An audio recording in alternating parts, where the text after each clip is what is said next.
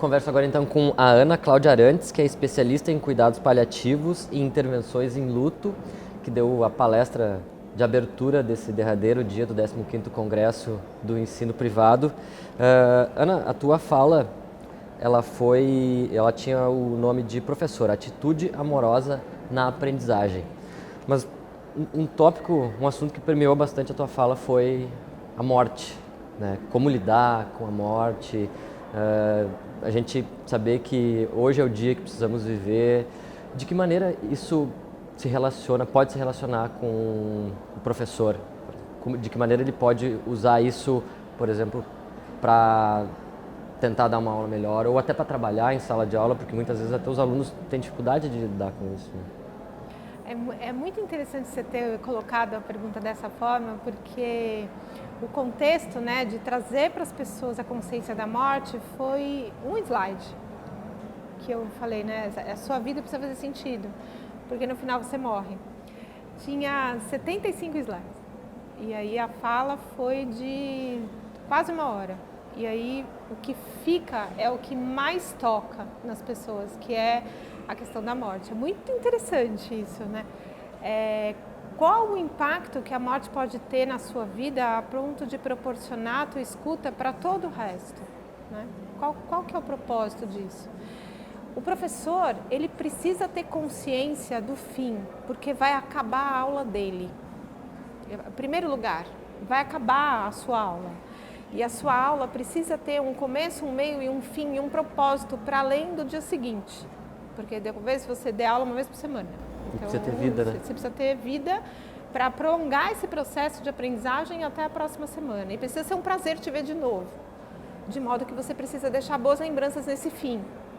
Nesse término da sua aula, você tem que despertar naqueles que te escutam, naqueles que aprendem com você, a possibilidade de se abrir para um novo dia com você.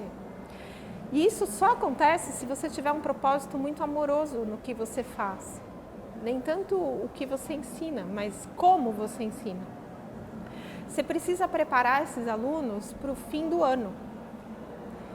Porque o que vem depois, que são as férias, eles não compreendem que aquele ano não volta mais. E vai ter ano que vai ser muito difícil, que eles vão falar, graças a Deus não volta mais. Tem a expectativa sempre para uma vida depois da morte, né? A gente, depois de terminar o ensino médio, você tem a faculdade, depois você tem a pós-graduação, depois. E o processo da experiência no durante acaba sendo só validado porque tem depois. Por que você aprende isso? É porque vai cair na prova. O motivo pelo qual a gente aprende precisa ser além de vencer etapas. A gente não pode só viver a vida vencendo etapas. A gente precisa entender o valor do processo de aprender. É bom estar aqui te ensinando porque eu gosto de ensinar e você tem espaço para aprender, você tem espaço para receber o que eu te ensino. Então, o preparo desse professor para conciliar a presença dele com o fim daquele momento em que ele vai viver com o aluno é absolutamente necessário. Isso no dia a dia. E eu penso também que o professor ele precisa se apropriar da possibilidade de saber o que dizer ou saber o que não dizer na experiência de perdas que os alunos possam viver.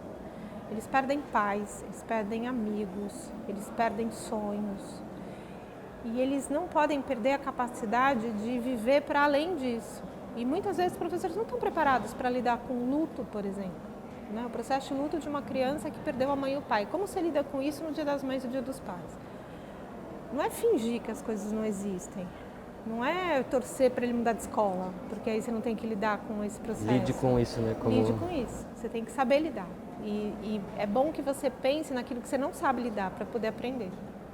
E o tema desse ano é agente de conexão, né? Que o professor é a figura que conecta os alunos em sala de aula, conecta eles com o conhecimento, enfim, conecta eles com o mundo exterior, com o que tem lá fora para ensinar. E também num trecho da tua palestra tu fala que a gente vive uma desconexão daquilo que importa, né? Mesmo vivendo conectados com o mundo virtual, né, com aplicativos, com informações diversas, a gente vive uma tendência a se desconectar daquilo que importa, né? Como que isso impacta na sala de aula, sabendo que um aluno, muitas vezes ele está mais interessado em enfim, em ver alguma coisa, um aplicativo, um joguinho, alguma coisa, do que se conectar com aquele momento, com uma sala de aula, com o conhecimento, como trabalhar isso assim, para tornar de repente a aula mais atrativa, talvez, não sei se seria... No meu mundo, né, a gente tem um processo de aprendizado muito potente de comunicação em saúde, de comunicação de más notícias. E a gente aprende que a comunicação, ela não é algo que depende daquele que recebe a comunicação. É claro que depende um pouco de quem recebe a comunicação, mas a falha da comunicação, ela acontece na ponta que tem expectativas sobre a comunicação. Então, no emissor. É o emissor. Então, o responsável principal do que acontece no processo de comunicação é o emissor, principalmente o emissor. E aí, se deu errado, a culpa é sua. Não são as pessoas que são burras que não entendem, é você que não sabe explicar direito. E aí você precisa transformar a sua capacidade de entendimento de quem te escuta, para você falar na linguagem dele. Então, eu tenho uma forma de dar aula para o público leigo, eu tenho uma forma de dar aula para a enfermagem, eu tenho uma forma de dar aula para os médicos e para os gestores. Por quê? Eu tenho que falar na linguagem deles. É o mesmo conteúdo, mas a forma de expressão é a expressão que o outro compreende e valoriza. Nesse mundo conectado, eu tenho 2 filhos que agora já são para além de adolescentes. Tem a Maria Paula com 23 e o Henrique com 19. E teve um tempo, os 2 super adolescentes no pequeno mundo de celular e computador. E estava eu no domingo, tinha feito o almoço, eu adoro cozinhar, adoro domingos, tinha feito almoço, todo mundo tinha almoçado e tal, e cada um foi para o seu canto. E aí eu me vi ali e tinha 2 possibilidades. Eu ia ter um chilique com uma mãe típica, me dedico, faço tudo, trabalho, adoro cozinhar para vocês, agora ninguém vem aqui me ajudar na cozinha. Esse é o típico, ninguém ia me compreender. E aí eu pensei, o que eu vou fazer? Aí a gente tem um grupo de WhatsApp, que é nós 3. Da família ali. Da família. Aí eu tava na cozinha, eles na sala, assim, cada um no seu mundo, eu, oi. Aí, plim, plim. Aí eles olharam assim pra mim, aquela cara, você é doida, né? Aí tô mandando mensagem pra quem está aqui do lado. responderam, oi. Aí escrevi, tô livre. Aí o Henrique pôs interrogação, a Maria Paula, e aí? E daí? Respondendo, eles achando divertido aquele, porque a gente estava sob a visão de cada um ali, né? Tô livre, e aí? Eu falei assim, se alguém quiser lavar louça, posso fazer companhia. Esse foi um dos momentos mais gostosos que a gente viveu juntos. Mas por quê? Eu fui até eles. Eu não obriguei eles a virem até mim. E quando eu vou até eles, agora eu posso usar, teve um tempo, um dia que eu usei isso também com o Henrique, que é mais reservado, assim, eu mandei, ele estava no quarto dele, eu falei assim, Henrique, ele, oi, tô com saudade, e aí?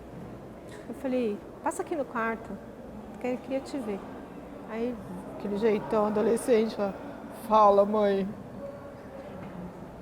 E fica leve isso, porque você entra no mundo deles. Eu sugiro que você faça um grupo de WhatsApp com a turma que você dá aula e falam, oi, tô chegando. Duvido que vocês consigam fazer silêncio em 5 minutos. Aposta. Quebra o gelo, vai. Quebra o gelo, se divirta. A gente tem que ter diversão na comunicação. A aula precisa ser boa no sentido de trazer leveza, não trazer peso. Eu tive a fala de professor, né, o que ensina pra gente. Eu tive um professor de física no cursinho, Sorocaba. O cara era imperdível, assim, uma figura. Ele entrava na sala de aula, ele começava tudo muito devagar. Turma, página 50, capítulo, física quântica, física de elétrica, seja lá o que for. Ele sabia, começava a página 50, primeiro parágrafo. Aí ele fazia aula e estava todo mundo assim, porque ele ia devagar. E aí o pensamento que eu tinha, falei assim, como que ele vai chegar no final dessa aula nesse ritmo? Dava 50 minutos, tocava o sinal no último exercício. A resposta correta do último exercício é tal. Bé! E o sinal tocava. Um dia eu tomei coragem e perguntei para ele, Sorocaba, como que você faz isso? Você dá uma aula tão assim, parece que nunca vai acabar e a aula acaba e termina o capítulo inteiro, a gente nunca acha que vai conseguir terminar, você nunca parou no meio. Ele falou assim, aprenda. Quando você tiver uma coisa muito importante para fazer, faça muito devagar. Porque aí você vai fazer bem feito e nunca mais vai precisar repetir. Lições. E eu estourei minha pontuação, provavelmente entrei na medicina por causa de português e de física. E o aprendizado maior que ele me deu para a vida inteira foi Essa fala. quando for uma coisa muito importante, faça muito devagar. Tá, ok. Ana, brigadão pela tua atenção, Obrigada, brigadão pela boa presença. sorte para todo Valeu. mundo.